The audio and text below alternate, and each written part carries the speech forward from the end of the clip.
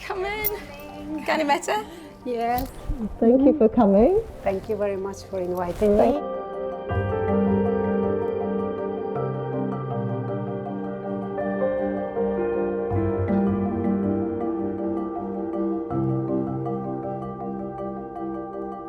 Well, I start by answering the door. I do not know anything except their name. And for 45 minutes, I preciously preserve that encounter with a stranger.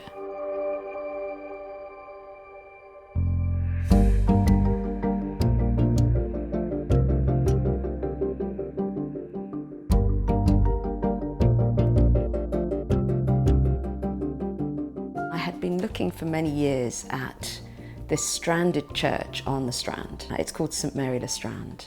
I sat in the church and I thought, what if we make a new congregation?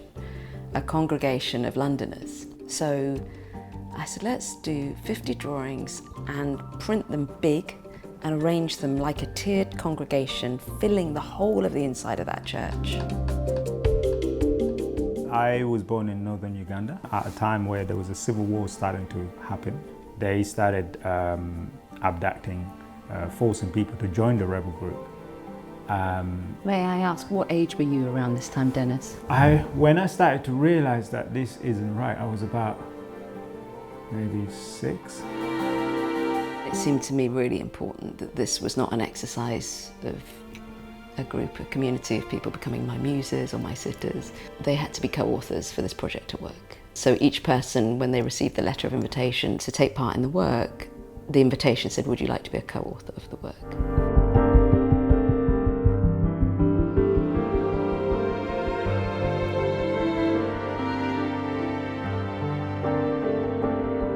The experience will be probably about 8 to 10 minutes, and it'll be like a kind of show. Only the performers are these drawings. So the drawings interacting with sound, light, projection will tell their story. Each of the people in this room, and the room feels really full of stories now, are resplendent Londoners, are breathtaking, they bring their gifts. And I sat in the church and I just thought of the 3 kings, people who come from afar, bring their gifts.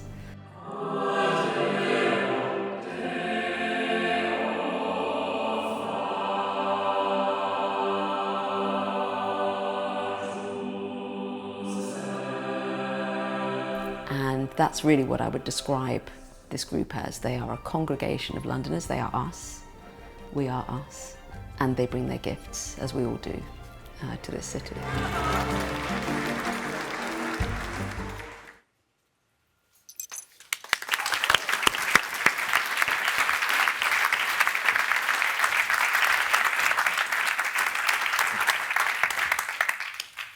Thank you so much. What a pleasure to be here. What a pleasure to be here. Thank you all for being here. First session on, is it Thursday? Thursday morning? It's been a week. Es, it's been a pleasure working with you, working together on Congregation. I want to just start by asking a question. This project, Congregation, why did this project matter to you in the ways that it did? Why did you do this project, and why did you do it the way you did? I wanted to encounter the layers of separation between me and others. I wanted to encounter my own racism, my own bias, my own separation. I was motivated because I observed that in 2022, we, as a town, a city, a country, opened our arms in a way I hadn't witnessed before to Ukrainian refugees. And it was beautiful. The schools were opened, the train stations were opened. My mother and father welcomed in Ukrainians into their home. They're still living there now. And I asked myself, why now? Why this particular community? And there might be an obvious answer to that, but I wanted to find the answer in myself. I wanted to understand more. So I went to the United Nations High Commission for Refugees and I said, just tell me the facts, please educate me. There are 117 million refugees, displaced people around the planet. And the number of 6 million Ukrainians is also the same number of people also displaced from Sudan. There are equal numbers displaced also from Afghanistan, from Syria. So these numbers are equal in many communities. What is the separation between us and those people coming to visit from Somalia, coming to escape? So why is it that at the same time I'm reading about the welcoming of schools and libraries and train stations, I'm also reading about the words being used like invasion of small boats? What is this distinction in language? And I thought, if it's at work in my community, it must be at work in me. It must be at work in my very person. Whether I think it is or not, I must encounter it. So, as you saw in that little clip, a knock would come on my door, and I'm looking at Dennis, and I would answer the door. I knew only the person's first name, and I had asked them to wear a suit. It seemed important to me that I must destabilize my own preconceptions, biases, as much as possible. So everybody came dressed for a formal occasion, dressed in a suit. And I asked them to look into my eyes for 45 minutes without talking. And we put on a piece of music. We put on the Max Richter Four Seasons, which I later found out was written at the same time as that church was being built. I only discovered that later. But I thought it would be a piece of music that would relax people. I actually started off with a piece of Brazilian music, which is very beautiful, but it was a love song, and I felt actually quite uncomfortable after a while. Looking at some of my beautiful young men, I was just going, I was like, no, this can't do this. So I think I changed the music by the time Dennis came. And so I said, please look into my eyes and let's not speak. And by the end of 45 minutes, I was longing to know this person's story. And I think they were longing to tell me their story. And I can't tell you, if you've ever tried looking at someone for 45 minutes directly in their eyes, there's something about that encounter that, of course, makes both people vulnerable and open, and a sort of encounter with, I know this sounds a bit odd, but I genuinely felt like I was encountering the whole cosmos in each individual. So I set out to encounter who I am, really. Were you the same person by the end of that process? I'm not the same person at all. No, I had not sat with people from 28 countries, let alone sat and looked into their eyes for 45 minutes. And I want to just turn to your project, actually, Ekow, because in parallel, while I've been making these drawings that you see here, Ekow's been writing a book, which I really strongly advocate. I think the suitcase was already too full, or else it would have been in your suitcases.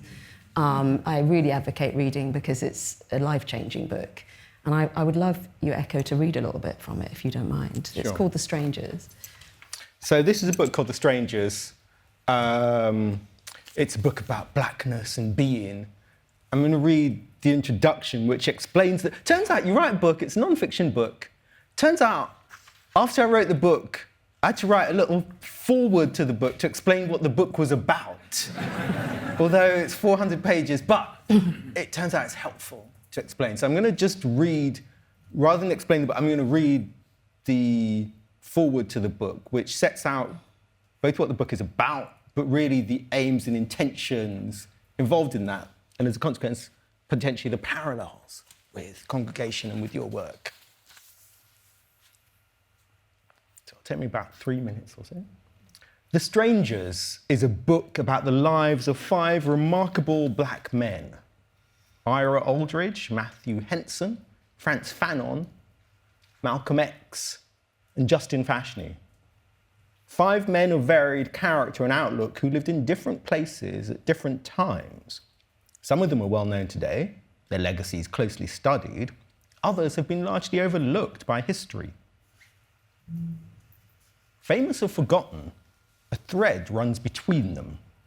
Each was, in his own way, a pioneer, embodying and enacting, striking change in his respective field and in society at large. Each was a traveller, and at one point in another, an exile, a figure in motion through a world that regarded him as alien. Each strove to reach beyond the constraints of race, to assert himself as fully human, fully alive. In telling the stories of these men, I haven't attempted to give a complete account of their lives. Instead, I focused on a period in time when each figure stands at a crossroads, grappling with the signal anxieties and ambitions of his era, alongside his own personal dilemmas. In some cases, that period runs over decades, in others, it spans no more than a handful of months, or even days. The structure of my narrative has been guided by the factual details of each man's biography, but I've also given myself license to conjure what the often limited archive cannot supply: the tone and texture of their inner lives.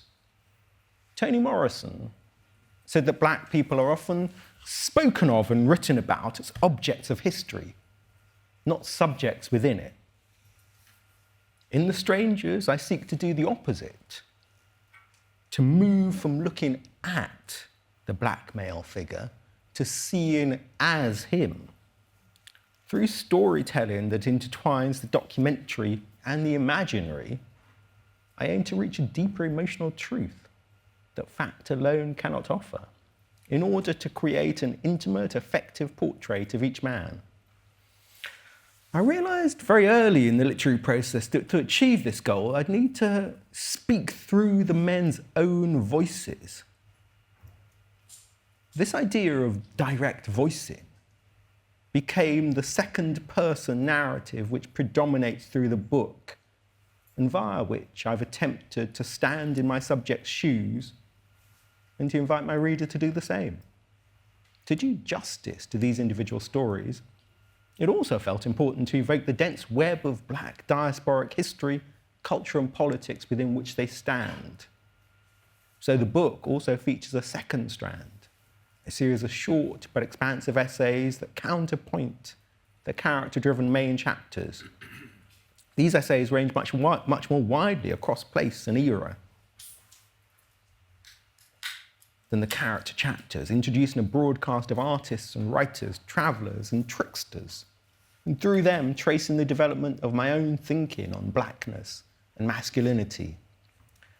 This densely constellated and more than factual approach to personal histories seems especially fitting, given that the enterprise of simply being a black man, moving through a white world, frequently takes the individual beyond the everyday, into a charged space of performance, fantasy, and myth. The stories and stereotypes that frequently categorize black men as brutish or lawless are as well-worn and persistent as the fantastical idea of race itself, a socially constructed fiction without any basis in scientific fact, but one which nevertheless shapes how we see the world. Each black man is the heir to this legacy of caricature, which renders him simultaneously invisible and hypervisible. His existence is inextricably entangled with his representations in popular culture and the white imaginary. To live in such a state involves sustained impositions on one's personhood, from minor daily slights to heightened threats to your freedom and your life itself. It constitutes a feat of self-authorship under intensely hostile conditions, which remains, to my mind, inherently heroic.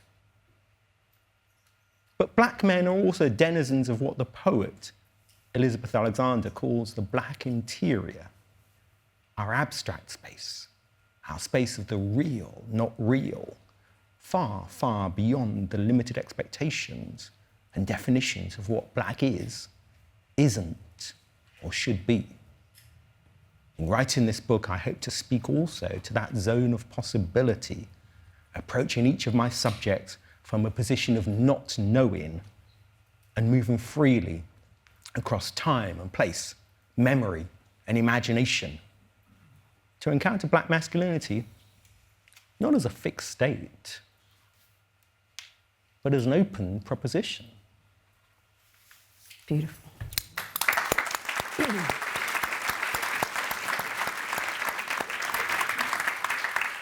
So, Ekow, you did let me know that this book started out as a history of hip hop. And I want to ask you, having started there, how have you changed? What have you learned? What didn't you expect when you went on this journey through the footsteps of these 5 men and yourself? So I started writing a book a few years ago. It was a very different book to this. It was supposed to be a history of hip hop. And I found myself, I wanted to go, at the beginning, I wanted to go deep into the roots of hip hop. So you go to the 70s and you go to the 50s. And at some point, I ended up in the early 19th century. And I felt like maybe I've gone deep, but maybe what I'm writing about isn't hip hop itself, but is actually the experience of Black people writing and creating and living. Ultimately, that led me to this book, The Strangers. And the experience of writing it. In the end, look, this is a book about these 5 men that I described, but really it's a book about me. And I think almost any creative exercise in the end becomes about one trying to meet what's inside you, trying to sit with what's inside you. I'm a bit more raw as a consequence of writing this, because you have to open yourself up to the experience of living and being. You have to open yourself up to pain. You have to open yourself up to fraughtness. I say I have to open myself up to that process of feeling. I had to feel my way through these figures, which means I have to be open with myself about what hurts inside me, about what motivates me, about what moves me to write. You have to write with feeling. And actually the feeling, the honesty you get to in that process doesn't stop when you get to the last page of writing, when you get to the full stop. It turns out after that, you open your eyes and lift your eyes from the page, the world looks slightly different. Your feeling of walking through the world feels slightly more sensitive. I don't know if you, in all the different creative projects you do, I don't know whether you encounter something similar, which is that the world feels slightly closer. A texture of the world feels slightly more finely grained. You're grateful for the light and the sun and the rain, but it also hurts a bit. Ekow said something to me last night when we were just chatting about what we might talk about today, and I asked this question briefly, and he said, I feel like I took off another layer of skin. And I'm just going to share a few pictures of the men that Ekow writes about in the book, and in parallel, some of the portrait sessions, because it feels like we've been doing this parallel project of encountering the other, and through the other, through an intimate encounter with the other, encountering ourselves. And I wanted to bring up this project, not least because it was really in this project called Come Home Again, outside the Tate Modern in 2022, that the origins of the current congregation project were seeded. And I wanted to share with this group particularly that the instigation for this project was an invitation by Cartier to make an activation, a brand activation. So a really lovely team at Cartier had been asking me for a minute, and they said, will you make a work to celebrate Londoners? And it will be a 5-day activation with some budget. So I said, well, if you're going to spend this money, can we make a piece of art? Let's not make an activation that will end up in the landfill in 5 days' time. And let's not do it somewhere where it won't be rooted in a tradition of making art. Please, can we do it at the Tate Modern? And please, can we make it a piece of art? And can I keep it afterwards? And they said, sure. And I said, well, OK, you want me to celebrate Londoners. So I started to ask this question. Who is Londoners? Who are Londoners? Who are we? Who am I? And I went to the London Wildlife Trusts and I said, who are the Londoners? They said, well, there's 15,000 species of Londoner, of which humans is only one. And that's not counting the 10,000 species inside each human. So I thought, actually, there's a ton of stuff I know nothing about. So I sat down for a year and I drew 243 of the most endangered London species. And talking about taking off a layer of skin, it was while making those drawings that I encountered a continuity, a porosity between myself, the veins on my hand, the veins on a bat's wing. I drew 60 bats. Turns out there are 60 species of bats in London. The sort of shape of the knuckles on my hand, the shape of the edge of a bird's wing, the scales on my skin, the scales on a snake and a lizard, because there are some in London. And it was in that state of porosity that the Ukraine conflict began, and I felt a porosity in us and in me. And I guess coming back to the title of our talk, I wonder if you could reflect on that title a bit. Home is the other we carry inside us, and what that means to you as a phrase. I mean, what I've been writing about, what I was so struck when you began to evolve congregation, this experience, how do we meet otherness? How do we understand strangers? How do we move beyond our sense of a structured society into a wider sense? And kind of the point really where I began was that I've never felt part of the us, potentially, that sits in Britain. Never felt part of a kind of secure version of a society. So I've always been interested in the space beyond, this porous space. And what I think, you're right, absolutely connects this project at the Tate to congregation is this awareness, this desire, this pushing that you've done to reach beyond the singular into the several, into the multiple, into a sense of, well, look, if we all carry ourselves forward, what happens when we sit or stand together? What happens when we stand as we and discover an us through that process? That seems to me exhilarating and important, utopian, but not without its fraughtness, not without its difficulty, because in that process, I think, there's a necessary path of self-discovery that takes place, which is really, I suppose, what we're talking about as well. You can't, it's easy enough to say, oh, we're all one people, or we're all one species, or we're all one set of interconnected species, but to do that, you have to do some work along the way. That work is a self-revelatory work, but it's also a work of active imagination. It's also a work of broad empathy. It's also a presumption of intimacy that, or connection, which I think is sometimes hard to get to. These fraught times of ours, elections, referendums, points of division, I think get into the proximity, get into the porousness, get into the kinship. We can't take it as a given. There's a set of work involved in that. And I think one of the things that I find interesting is that artworks and artists can be part of that process of opening up those paths to self-discovery and connection with others. And I think this is what these projects say to me. I think we're running out of time. I'm going to very briefly flick through a tiny few more slides, just because this work is now about to be shown at Somerset House.